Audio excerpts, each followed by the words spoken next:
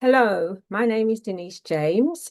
I'm a psychotherapist of 39 years, an author of 3 books, and I also play over 40s Black women, women of color walking football, which I really enjoy. So I'm here to talk about my 3 books and some groups that I've created. Um, so my 3 books, Back to Love, Inner Life Rights, and A Black Woman's Alchemy Poems. Back to Love tells my healing journey from childhood trauma and racial trauma. And it shows the different therapies I went through, individual and group, to help with that healing over very many years. And it tells the story of, you know, what what what trauma recovery looks like. So that's Back to Love. Inner Life Rights. Back to Love ends when I'm 40. Inner Life Rights pick up my journey from then and to this time. Um, Inner Life Rights was published in 2023, and it was written during the time of COVID and what happened to George Floyd. Um, so it continues from Back to Love, like 18 years on, talking about my journey, um, but also talking about what's needed in the world, a collective healing, a collective responsibility. Um, yeah, and I'll say a little bit more about that as I go on. And then the poem is all that in poems, the whole healing journey, um, and different aspects of the healing, um, all contained in that book of poem, which completes the Back to Love trilogy. So I'm really excited about that. I wrote Back to Love 2021. So, in, what was it, 5 years, I've managed to complete 3 books, which was no easy feat. Okay, so inner life. Let's talk about inner life because that is my brand and is a concept, that I've created. And the inner life is about, I believe, it's my belief that when we leave childhood at 18, we're supposed to go on some kind of journey to, do our own independent investigation of what truth is. Um, and in that process, becoming independent of mine. Because before 18 years old, everything we've been told to know about the world has come from the external world, has come from parents, has come from the society we live in, has come from the culture we're a part of.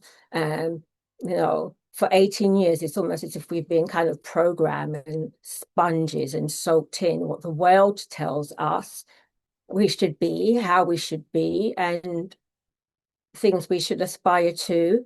Um, yeah, so inner life rights, the belief is that when we turn 18, we're supposed to go off and find and investigate those truths out ourselves and listen to our own inner information and knowing, um, and learn from our experience. Experience is the greatest teacher. That's how we get wisdom.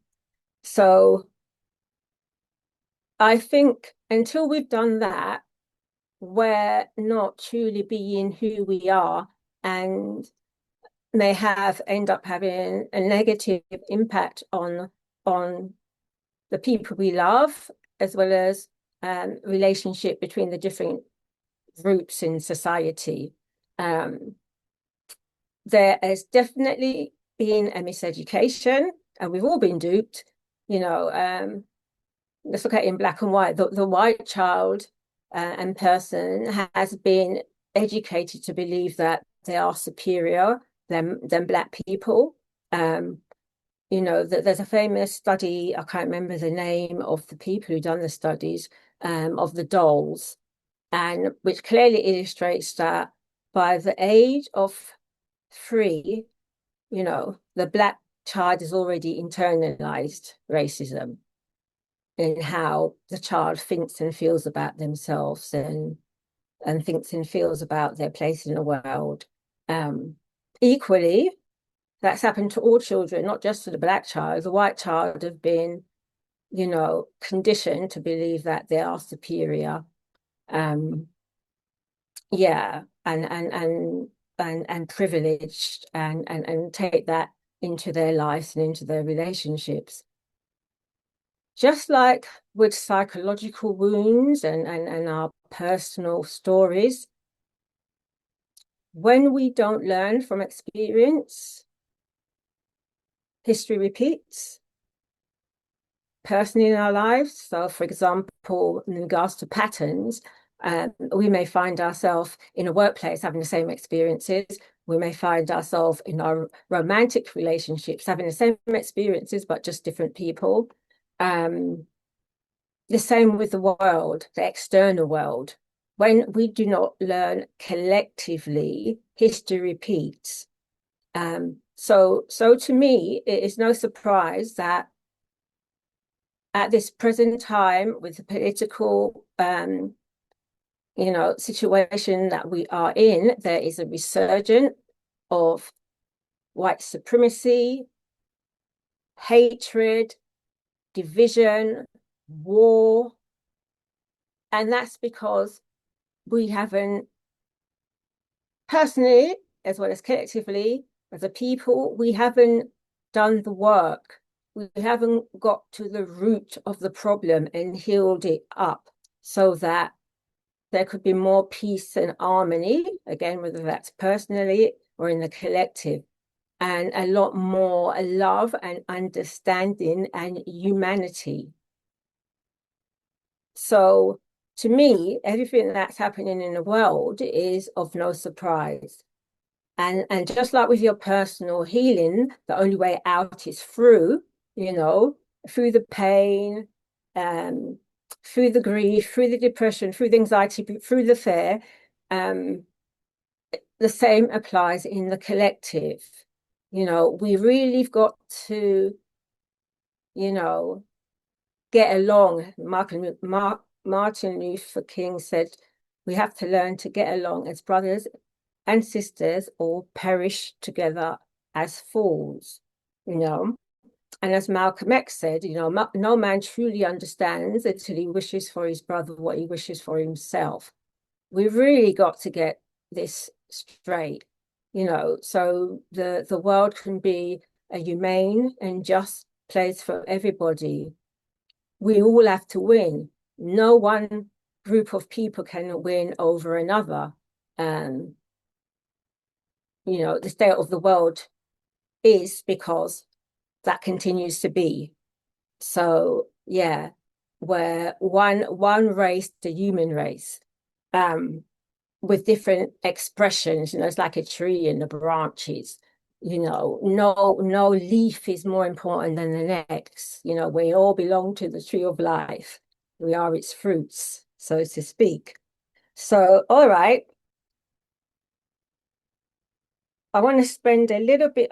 Oh, sorry, just to go back. So I often draw on in my life um, the ancient Egyptian wisdom of Horus and Set.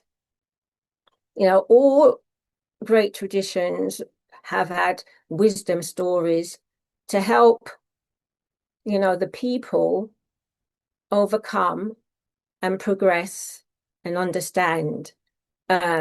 So we can't fight force with force. It has to be fought with wisdom.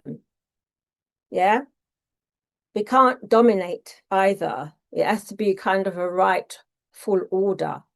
And we have to bring heart, the love of humanity into it, for real lasting change to happen. So the two books I want, not books, sorry, the two groups. So out of Inner Life Rights, and it's informed by Inner Life Rights, I have My Sister's Keeper. So it's a reflective writing group, 7 weeks for Black women to share their stories, to heal, to be witnessed, to reclaim their voice, their truth, and their humanity. sorry, their truths and their narratives.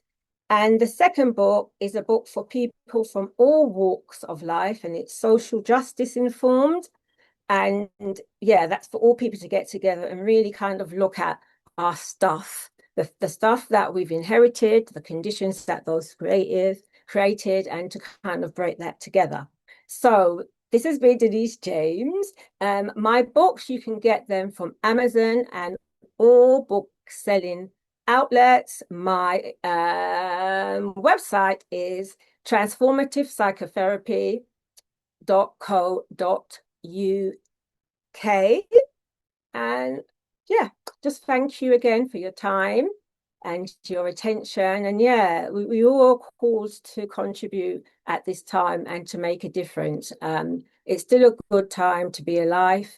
We're playing a part in a huge paradigm shift. And yeah, we keep hope alive and we practice our faith and continue to demonstrate emotional courage as we move through these times authentically.